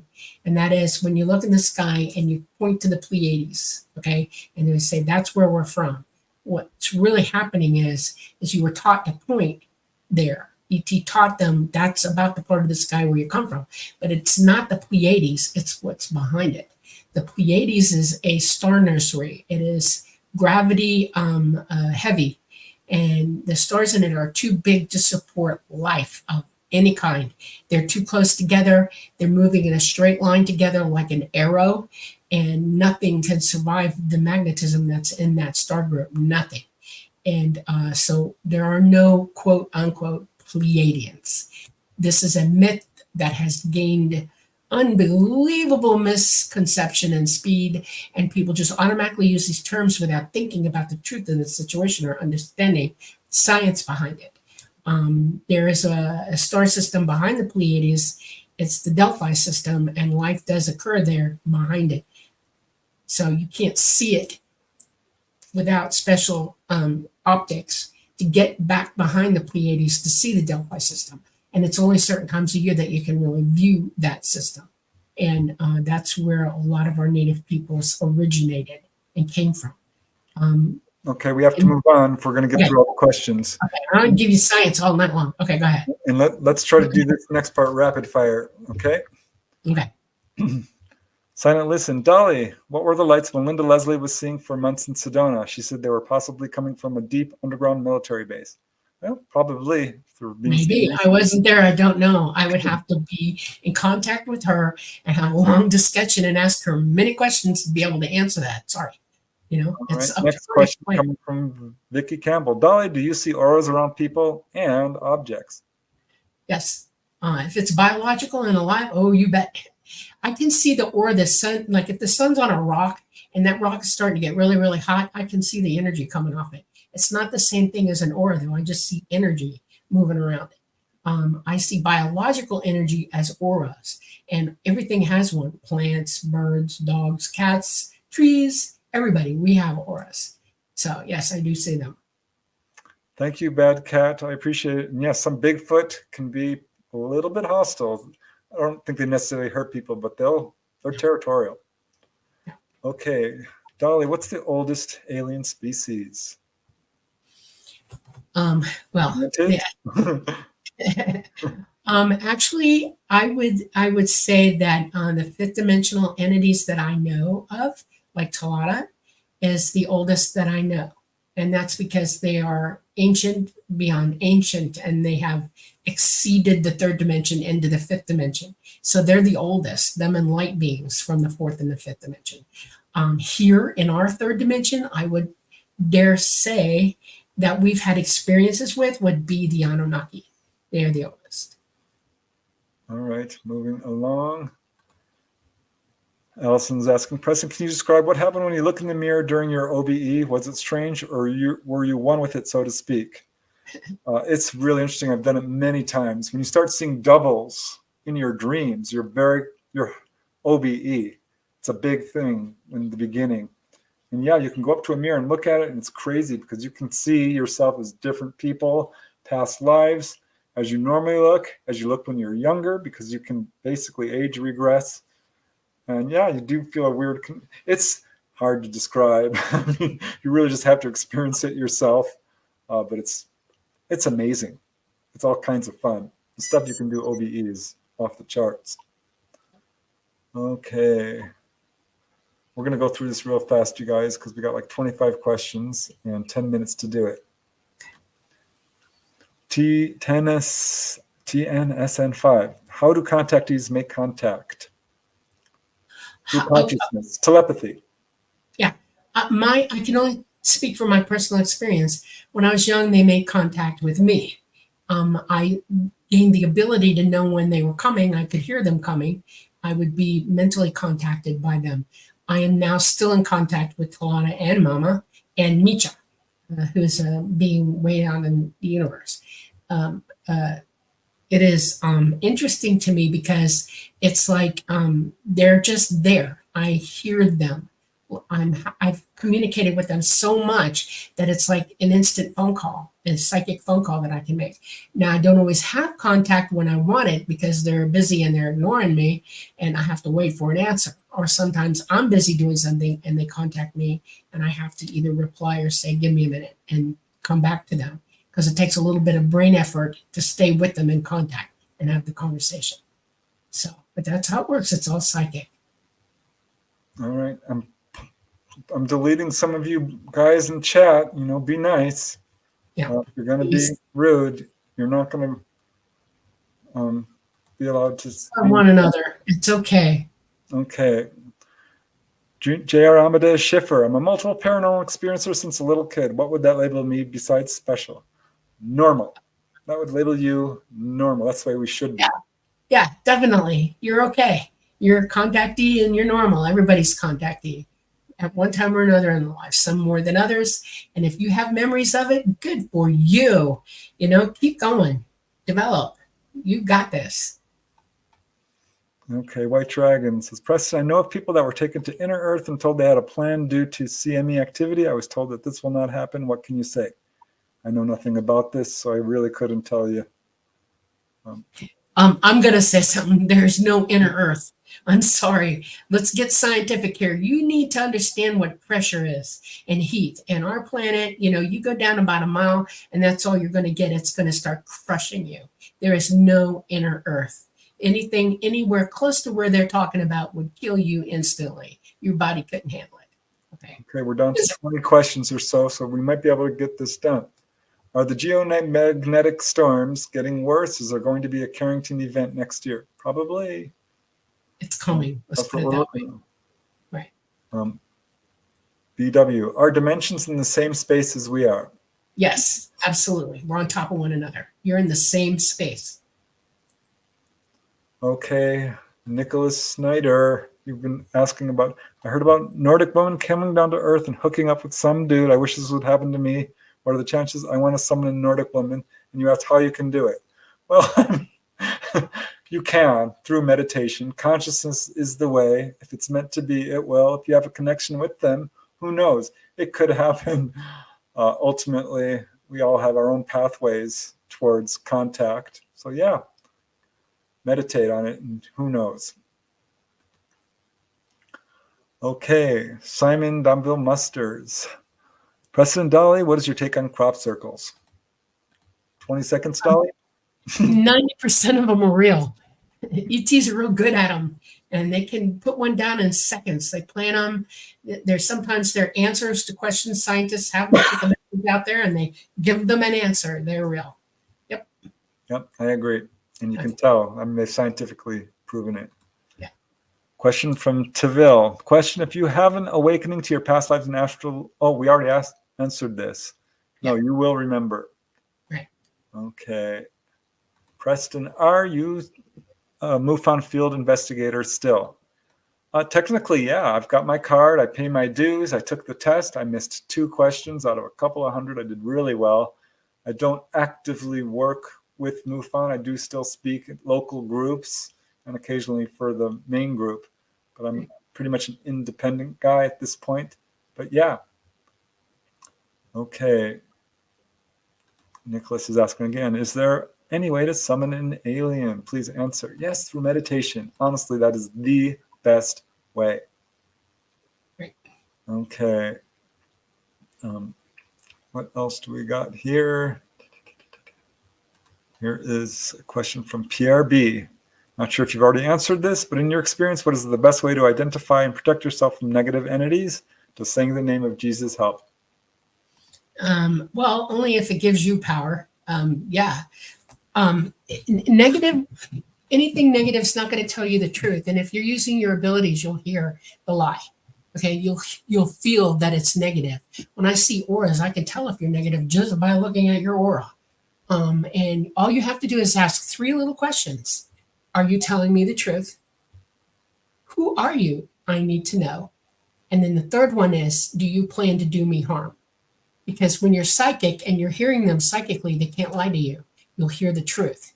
And if it's anything bad, you need to shut it down. Turn it off, get it away from you, walk away, you're done. Bye-bye, see you, woo-woo, no more. And that's how you protect yourself from it. You can exert energy that will push anything negative way the heck away from you, but you have to know how to make that energy happen. And basically the way I do it is I just get pissed off at it. It's like, nope, I see it gone. I'm about to kick you in the butt. See ya. And they leave and they don't come near me anymore anyway. So yeah, you have the power to repel anything. But if you let it in without knowing what it is, you're going to have a little harder time doing it. So be wary up front. Think about it. Okay, right. Okay, I think we've just got a few more questions here, and really we don't have time to answer them, but let's do at least this one. Central Wisconsin, when ET moves us to another planet during transport, will ET help cure the sick? And this has got to be our last question because we have 3 minutes. They are going to do a lot of healing. They're not going to transport you unable to survive. They will make sure that you can. Absolutely, yes. They will be given that advantage. So, but try to get it together for yourself before they get here. Be ready for them.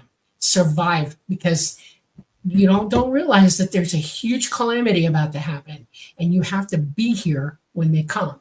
And there are forces here who don't want you to be. So think about that. All right. We have all of us choices to make about all this. We have to decide how we're going to respond to this. It's critical for all of us. And if you're going to respond in a positive way and want to be available, be available. Be ready. That's what I'm telling you to do. Okay. All right. Yes, we will be doing more Q&As, Bedlamite. So I'm glad you could join us tonight. And last question, is telepathy between different races easy for them? Yes. Telepathy has no range, and as far as blocking their own thoughts, ETs, I think, are in full communication with each other. Right. I want you to understand something. Everybody's a human on this planet. Everybody. That is our race. We all have the same equipment and the same abilities. ETs are humanoid like we are. We are Homo sapien sapien. They're Homo sapien, a little bit different, but not much. We all have the same brain configuration. We all have the same glandular systems. We all have everything the same. 2 eyes, a nose, a mouth. We all procreate. We all have the same types of blood. We're the same. And it doesn't matter what you look like. You can be psychic, just as psychic as any other entity in this entire universe. Please stop separating yourself. We are not separate at all. Say hello. Yay, this Duchess. Duchess says hello to everybody. She's Yeah. a horse. Yep, 130 pounds. All right, you guys, that is our show tonight. So thank you so much for joining us. And you guys, I want to give a special shout out to Namaste and W. Decker and Rod Matsui and Anya Short. You guys are just absolutely awesome. you. One Bad Cat and Thank Rick you. Schatz and Allison Carr. Oh my gosh, you guys, I am just help us so absolutely much. humbled. Thank you so much. Thank you love very much. You It's an are honor. the best. So thank you, thank you, Absolutely. thank you. Yep. Yes. All right. And I hope you all have a wonderful week. I hope that the weather is good for y'all. And if it's not, please be safe. Respect the CME. If there's a big one coming and you know about it, stay in your house. Stay under a metal roof if you can, or get a Faraday blanket. Protect yourselves while they're active, because they can hurt you a little bit. And I want you to all be strong, all be loved, and all be wonderful. Thank you very much for watching our show. We came to you live tonight from the beautiful city of New Orleans at the United Public Radio Network at 107.7 FM and the UFO Paranormal Radio Network at 105.3 FM. We have wonderful producers. We love them very much. They work very hard for us, and it shows. Thank you all so much, and good night. Love you. Love you guys. See you next week.